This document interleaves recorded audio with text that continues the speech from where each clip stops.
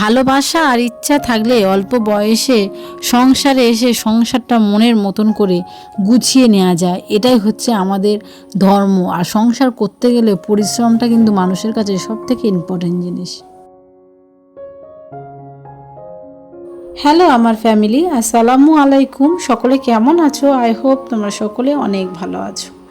আমি গিয়েছিলাম গ্রামের বাড়ি থেকে দেখো কি কি নিয়ে চলে এসেছি। ফলসা এনেছি, গাছের পেঁপে ছিল সেগুলো এনেছি, আর আম আমার বাপের বাড়ি গাছের কিছু আম ছিল।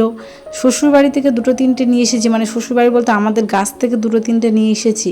আর নিয়ে এসেছি আমার এক বন্ধুর বাড়ি থেকে, যে বন্ধুর ভিডিও আগেবারে তোমরা দেখেছিলে। বন্ধুর দুটো মেয়ে আমাদের বাড়িতে এসেছিল, সে এবং তার বউ এবং তার দুটো বাচ্চা। সে বন্ধুর বাড়িতে গিয়েছিলাম, তাদের গাছ আছে, সেখান থেকে সে আমাকে অনেকগুলো আম দিয়েছে। তো আমে বাড়িতে ছড়াছড়ি। আর বাড়িতে এসে দেখলাম সংসারে অনেক কাজ পড়ে আছে, অনেক দিন ধরে কাপড় চোপড়গুলো ঠিক মতন কাচা হয়নি। আর এগুলো ভিজিয়ে দিচ্ছি কাপড় চোপড়গুলো কাচবো বলে। আর আজকের কিন্তু সকাল থেকে উঠে মুডটা একদমই খারাপ ছিল। মুডটা খারাপ ছিল একটাই কথা ভেবে, কারণ সত্যি কথা বলতে দুদিন ভিডিও দিইনি। মাথায় প্রচুর পরিমাণে প্রবলেম, চোখের যন্ত্রণা করছে, মানে ফোনটা আমার অতিরিক্ত ঘাঁটা হয়ে যাচ্ছে, আমি বুঝতে পারছি। তার জন্য হয়তো আমার চশমা লাগবে এখন। তো এখন কিছুদিন একটুখানি সেই জন্য করে এডিট করতে গেলে যেহেতু ফোনের মধ্যে অনেকক্ষণ ধরে ফোনের মধ্যে পড়ে থাকতে হবে, সেই জন্য করে আমি দুদিন ভিডিও দিতে পারিনি। সারাক্ষণ মাথা ব্যথা, ঘাড়ের ব্যথা, চোখের ব্যথা, তো এগুলো হয়েই আসছে। তোমাদেরকে আমি বলে দিয়েছিলাম যে 3টের সময় ভিডিও দেবো, কিন্তু সত্যি কথা বলতে এডিট করে উঠতে পারিনি। ভয়েসটা দেবো সেটা একদমই ভালো লাগছিল না। তো যাই হোক, তোমরা সকলে কেমন আছো অবশ্যই কিন্তু কমেন্ট করে আমাকে জানাবে। আর আমি প্রতিদিনের মতন আজকেরও আমি সংসারের কাজকামগুলো সেরে নিচ্ছি। অনেকে বলে এত অল্প বয়সে সংসার করে নিলি, দুটো দুটো বাচ্চা হয়ে গেল তোর। সত্যি কথা বলতে আজকে হয়তো অল্প বয়সে সংসারটা করেছি ঠিক কথা, সংসার মানে বুঝতাম না একদমই। সংসার মানে যে এটাই বা ওটা, বা সংসার করতে গেলে কাজ কাম, বাচ্চা হবে, তাদের সঙ্গে সময় কাটাতে হবে, এই জিনিসটা তখন আমার মধ্যে আসেনি। আর আমি সত্যি কথা বলতে অনেক অল্প বয়সে বিয়ে করেছি।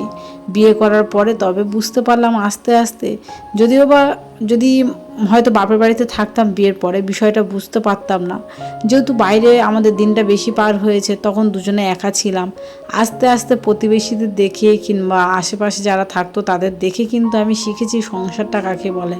আর ঠিক সেই মতন আমিও সাজানোর চেষ্টা করি আমি আমার সংসারটাকে মনের মতন করে।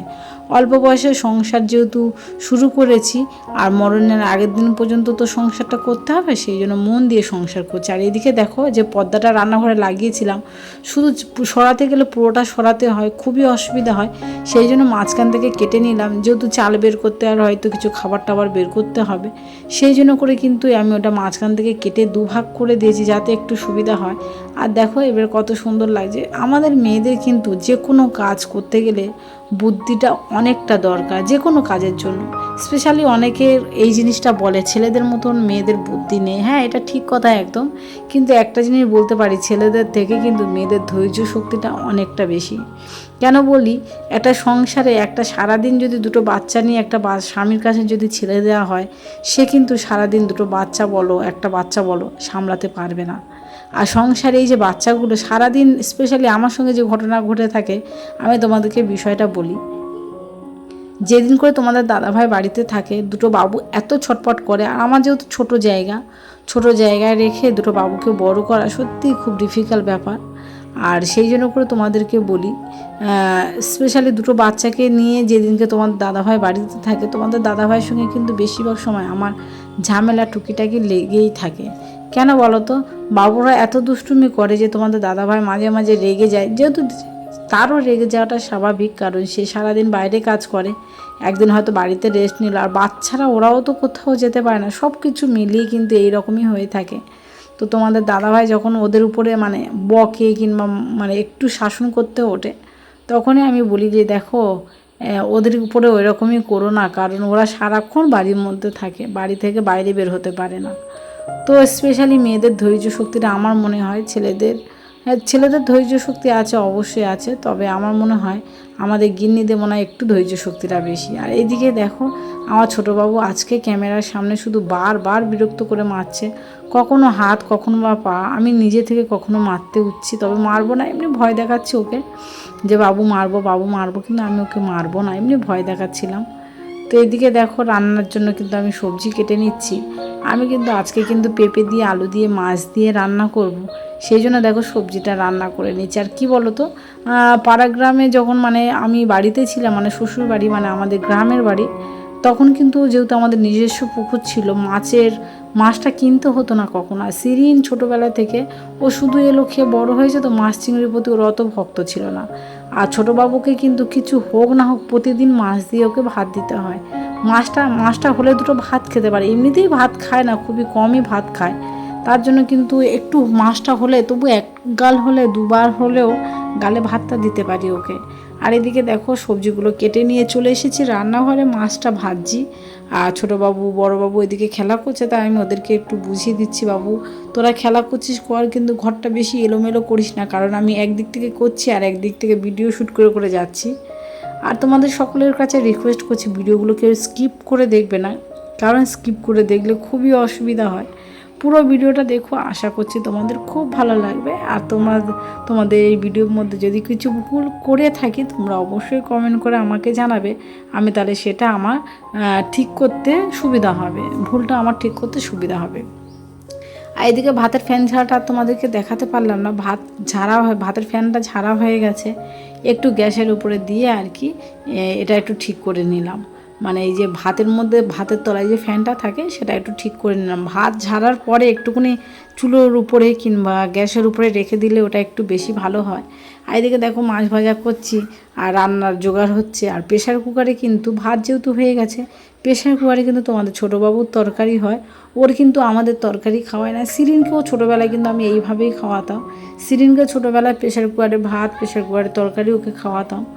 তখন কিন্তু আমার শ্বশুরবাড়িতে গ্যাস ছিল না, আমার উনুনে আমি রান্না করতাম, মানে চুলোতে রান্না করতাম। যখন আমি চুলোতে ওখানে রান্না করতাম তখনও কিন্তু প্রেশার কুকার আমি চুলোতেই রান্না করতাম।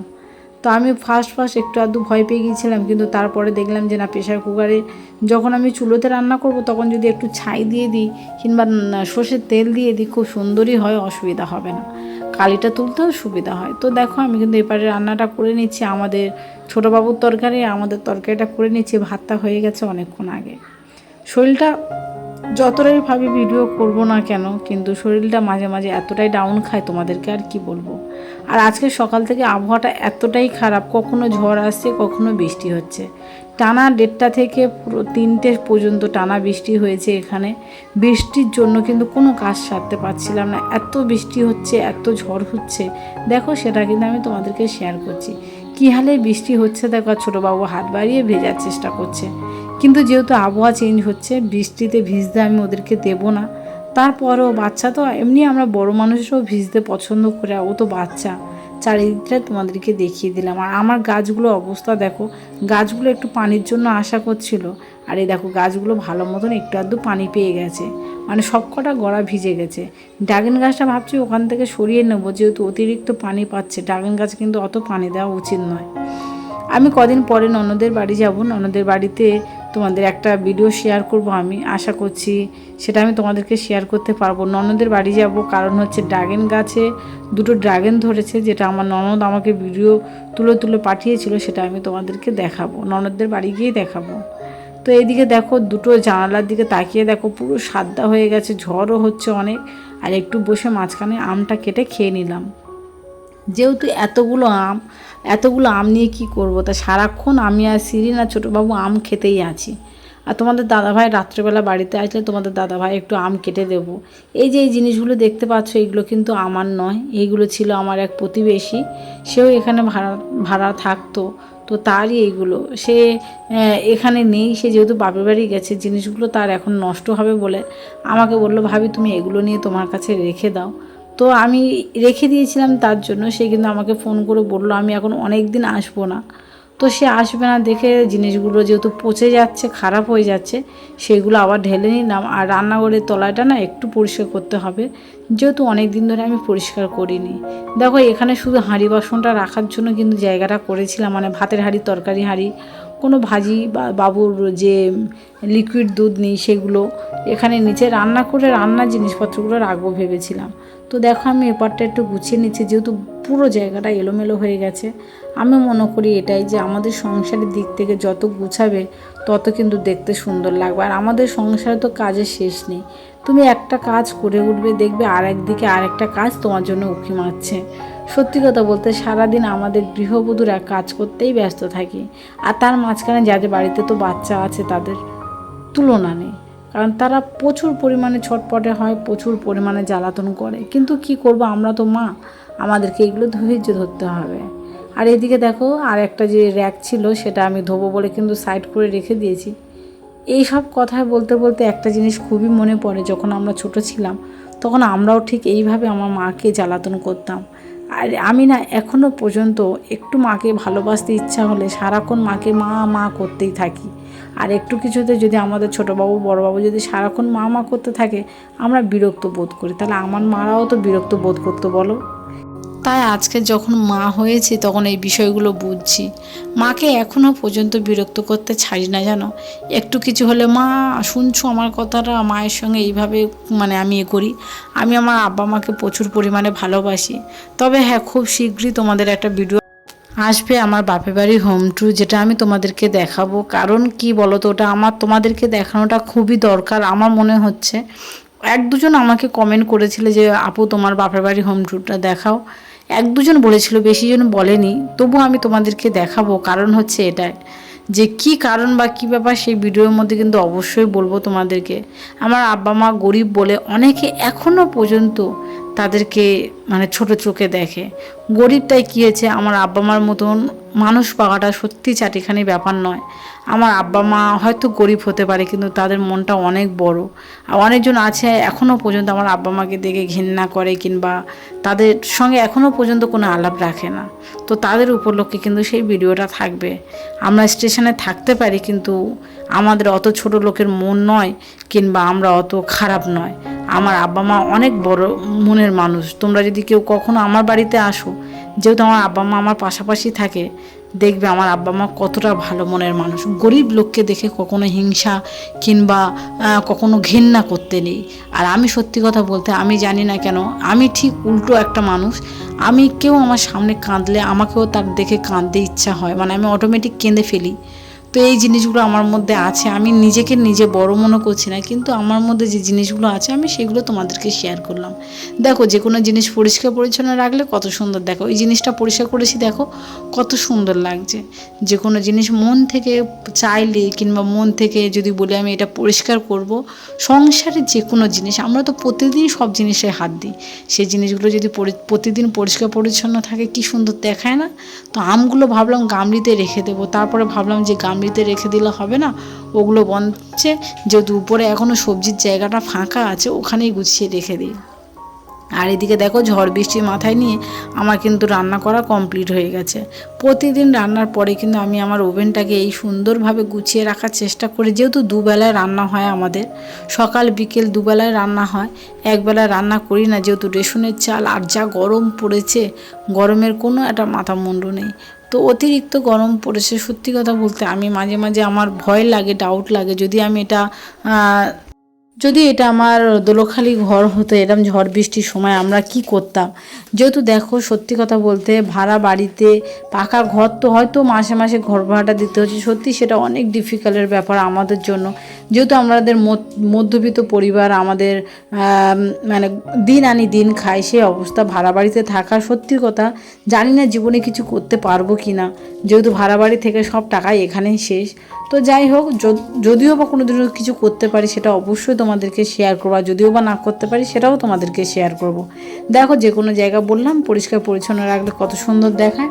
পরিষ্কার করে নিয়েছি, দেখো কত সুন্দর লাগছে। যে কোনো জিনিস পরিষ্কার পরিচ্ছন্ন করলে সত্যি অমায়িক লাগে, আর আমার তো খুবই ভালো লাগে। পরিষ্কার পরিচ্ছন্নটা এপারটায় করে নিয়েছি। আর এদিকে দেখো, চেয়ারের জায়গাটা কি অবস্থা হয়ে আছে। স্পেশালি যাদের বাড়িতে বাচ্চা আছে, তারা ছোট্ট জায়গা, তাদের জায়গাগুলো কিন্তু ঠিক এইরকমই এলোমেলো হয়ে থাকে সারাক্ষণটা। সেই জন্য আমি কিন্তু যতটা পারি আমি গুছিয়ে রাখার চেষ্টা করি।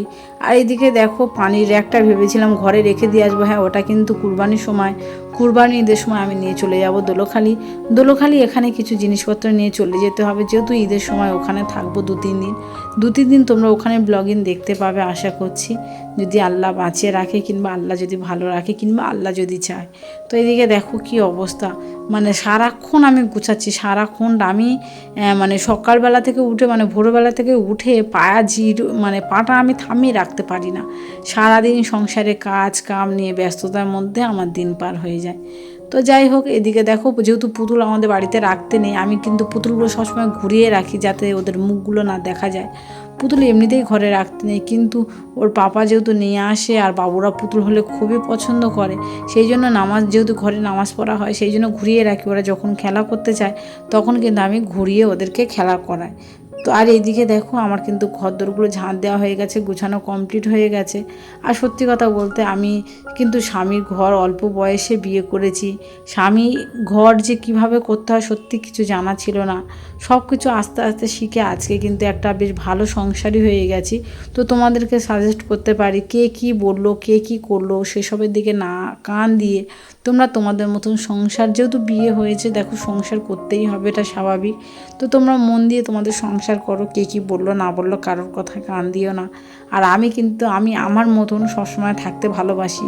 আমি সত্যি কথা বলতে, কে কি বললো কে কি করলো আমি এদিকে কান খুবই কম দিই। আর এদিকে দেখো, নোংরাগুলো তুলে নিয়েছি। যে কোনো জায়গা পরিষ্কার পরিচ্ছন্ন থাকলে কত সুন্দর দেখায়। আমার কাজ কমপ্লিট হয়ে গেছে, রান্নাঘরটা গুছিয়ে নিয়েছি দেখো।